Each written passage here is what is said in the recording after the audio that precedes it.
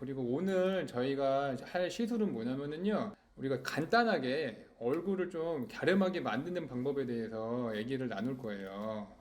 그래서 뭐가 있을까요? 간단하게?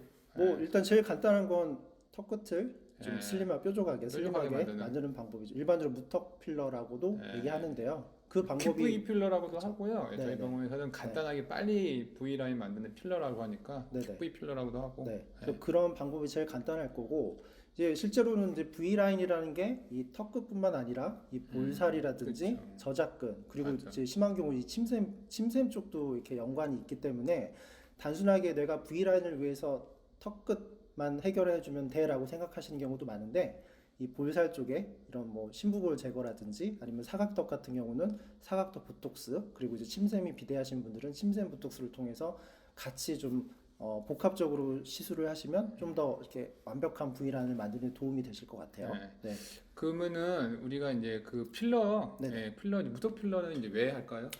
무턱 필러는 일단은 무턱이라는 거는 뭐 이 상악보다 하악에 턱끝이 좀 더 부족해서 이제 턱끝이 들어가 보이는 건데 이제 하는 이유는 당연히 턱끝을 좀 더 돋아줘서 이제 정면에서 봤을 때는 좀 더 V 라인으로 만들어주고 이렇게 측면에서 봤을 때는 좀 더 이렇게 코와 입술과 이 턱 끝의 라인을 좀 더 이렇게 좀 이상적인 라인으로 만들어주는 그래서 간혹가다 이제 우리가 이제 턱이 부족하신 분들은 약간 좀 이렇게 뾰루뚱한 느낌 뭔가 좀 이렇게 뭔가 불만스러운 그런 느낌을 주는 경향도 있거든요. 그래서 그런 이미지도 무턱 필러를 통해서 또 보완이 되는 그런 또 효과가 있습니다. 예, 필러 간단하게 필러인데 네네네. 이게 회복 기간이 있을까요?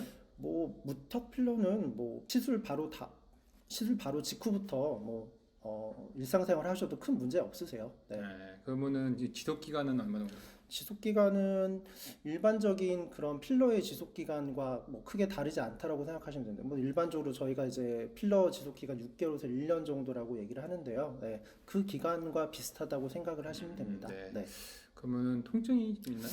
통증은 이게 무턱 필러가 이제 이 턱 끝에 맞는 부위다 보니까 이제 우리가 이 필러를 맞고 나서 입을 이렇게 움직이면 아무래도 이 턱 근육이 약간 이렇게 스트레칭, 그러니까 긴장이 되면서 필러를 좀 누르는 그런 것 때문에 약간의 어떤 압통? 거기다가 이제 시술 직후에 이제 붓기까지 같이 복합이 되면서 시술 후에 한 2, 3일 정도는 뭐 입을 크게 벌린다거나 아니면 뭐 말을 한다거나 음식을 드실 때 그럴 때 약간 좀 압통이 느껴진다라고 하시는 분들이 있는데요. 거의 대부분 2, 3일 정도가 지나면 자연스럽게 그런 증상은 해결이 됩니다. 원장님은 어쨌든 수술하잖아요. 네네네. 그러면은 이제 우리가 무턱 필러랑 무턱 보형물 그렇죠. 두 개를 하시잖아요. 네네. 간단하게 좀 비교해 주세요. 네, 일단은 서로의 뭐 장단점은 일단 뭐 보형물의 장점이라고 하면 뭐 반영구적이라는 장점이 있겠죠. 네, 그래서 뭐 하지만 단점이라고 하면은 보형물이기 때문에 아무래도 좀 보형물에 대한 거부감이 있으신다거나 또 이제 이건 수술적으로 해야 되는 거라서 입안 절개를 통해서 보통 입안을 이렇게 까보면 입안 쪽이 점막을 통해서 절개를 거의 한 2, 3cm 정도의 절개선을 통해서 보형물을 이제 저희가 삽입을 하게 되는데요. 이제 수술적 치료라는 거 그리고 또 한 가지 이 보형물이 아무래도 무턱 필러는 보형물이다 보니까 이 턱 끝에 그 뼈에 압력을 가하게 되거든요. 그래서 시간이 지나고 간혹 가다가 보형물을 제거하시는 분들을 보면 턱끝이 조금은 약간은 마모가 그러니까 좀 약간 좀 눌려 있는 이에 비해서 이제 턱끝 필러 같은 경우는 시술이 간단하죠. 한 5분 정도면 시술이 끝나고 그리고 뭐 모양 내는 것도 턱끝 보형물에 비해서 전혀 뭐랄까 못할 거 없어요. 비슷하게 보형물과 비슷하게 모양도 낼 수가 있고 그렇기 때문에 일단은 각각의 장단점이 있습니다. 그러니까 쉽게 좀 가볍게 뭔가 내가 턱 끝의 모양을 좀 하고 싶으면 저는 필러가 훨씬 더 낫다고 보고 계속해서 필러를 맞는 거에 대한 어떤 뭐 귀찮은 그렇죠 부담감이 있으시면 턱끝 보형물로 저는 권해드리는 편이에요. 네. 그럼 이제 한 가지만 더. 네네. 그 얼마 전에 이제 뭐 유튜브에 좀 약간 네네네네. 그 좀 화제가 됐었어요. 네네네. 뭐 필러가 뭐 녹지 않고 뭐 이런 거 있는데 네네. 그 의사 선생님께서 말씀하기로는 이 네네. 무턱 필러를 했었을 경우에 이 네. 필러 때문에 뼈가 삭는다. 그렇죠. 예, 맞아요. 네네. 그렇게 얘기했어요. 네네네네. 그렇죠. 네네네. 근데 뭐 이거에 대해서 뭐 여러 가지 뭐 할 얘기가 많긴 하지만은 네네네. 간단하게 너무 기니까 지금 너무 기니까 네네네. 간단하게 그거에 대한 어쨌든 원장님 성형외과 전문이시니까 네네네. 간단하게 의견을 얘기해 주세요. 그러니까 저는 모든 수술이든 시술이든 당연히 그거에 따른 부작용이 없을 수는 없어요. 보형물이든, 그러니까 무턱 보형물을 쓰던, 무턱에 필러를 넣던, 아니면 아예 양악으로 턱끝 전진술을 하던, 어떤 거든 분명히 그 시술에 대한 장단점이 있기 마련이거든요. 단지 필러만 했다고 해서 그 시술이 완벽할 수는 없지만 필러만의 장점이 있는 거고 필러만의 단점이 있어요.